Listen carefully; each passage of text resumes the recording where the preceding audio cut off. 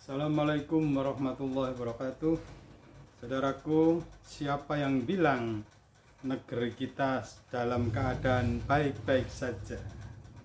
Ini ada satu berita yang muncul dari gedung DPR RI. Itu tanggal 18 Juni yang kemarin ya. Itu yang mengungkapkan adalah salah seorang anggota DPR Republik Indonesia.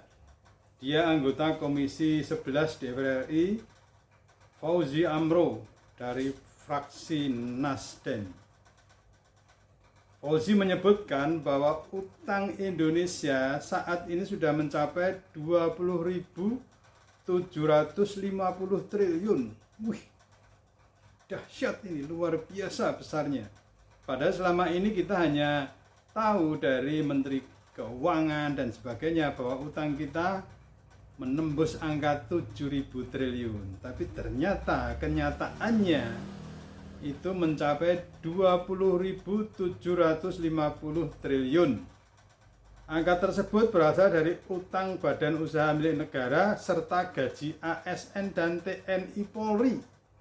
Jadi selama ini pemerintah itu membayar atau menggaji aparat sipil negara dan TNI serta Polri itu dari utang. Jadi kalau saya hitung-hitung, total utang negara kita hampir 20.750 triliun. Kata Fauzi Amro saat rapat dengar pendapat dengan Dirjen Pengelolaan Pembiayaan dan Risiko di gedung DPR RI Jakarta Pusat. Luar biasa ini.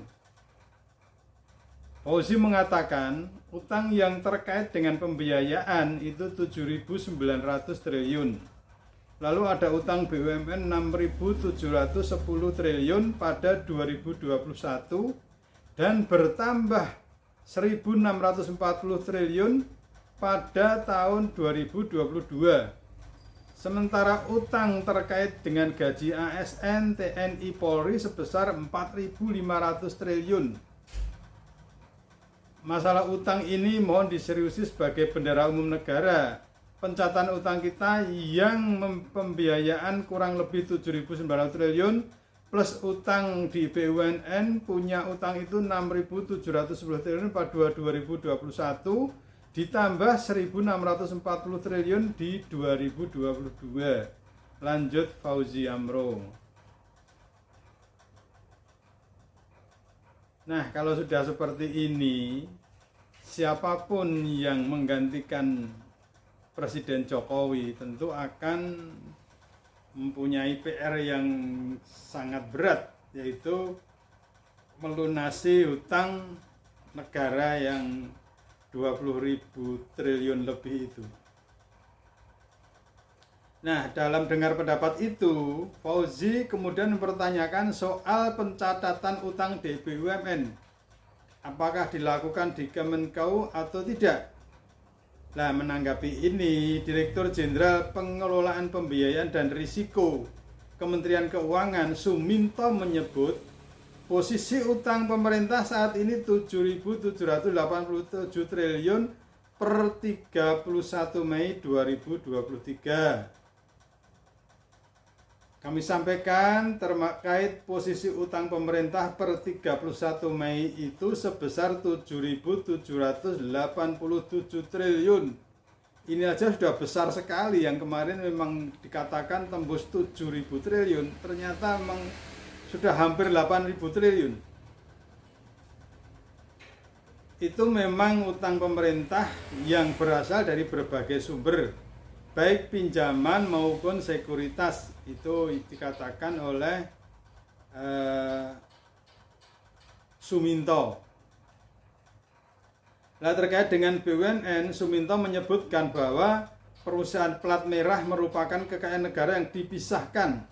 Namun, pemerintah tetap mencermati utang yang dimiliki BUMN. Berkenangan dan BUMN itu adalah kekayaan negara yang dipisahkan. BUMN melakukan utang secara korporasi, dan tentu itu bukan uang pemerintah, meskipun kita mencermati juga utang yang dimiliki BUMN.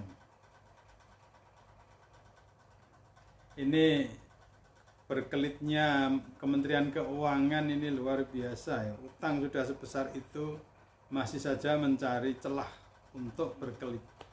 Nah, ini mudah-mudahan pengganti Jokowi nanti adalah benar-benar orang yang punya kemampuan, orang yang cerdas, orang yang pintar, orang yang agamanya kuat, muslim yang kuat. Meskipun dicecar dengan masalah, nanti dimasalahkan akan khilafah dan sebagainya, menurut saya itu tidak perlu dipedulikan, karena itu hanya serangan mereka-mereka yang iri aja. Artinya orang yang kuat ini nanti yang akan membenahi Indonesia. Indonesia sudah diambang kehancuran, sudah dalam posisi SOS. Jadi memang harus sudah diselamatkan. Ini waktunya saudara-saudara kita untuk bergerak, untuk segera mengawal agar pemilu 2024 jujur dan adil. Tidak ada lagi kecurangan, meskipun sekarang kita sudah mencium aroma-aroma kecurangan yang sangat kental. Mudah-mudahan Allah Subhanahu wa taala akan mengaruniakan sesuatu yang baik untuk negeri ini. Dan kepada Presiden Jokowi kita ingatkan, saya ingatkan sekali lagi bahwa makhluk itu ada waktunya ajal. Manusia ada ajalnya, jabatan ada ajalnya, kekuasaan juga ada ajalnya. Jika Allah menghendaki saat ini panjenengan harus lengser dan mengakhiri kekuasaan, dengan cara apapun Anda berusaha untuk mempertahankan, nonsen, tidak akan berhasil. Kita lihat nanti. Assalamualaikum warahmatullahi wabarakatuh.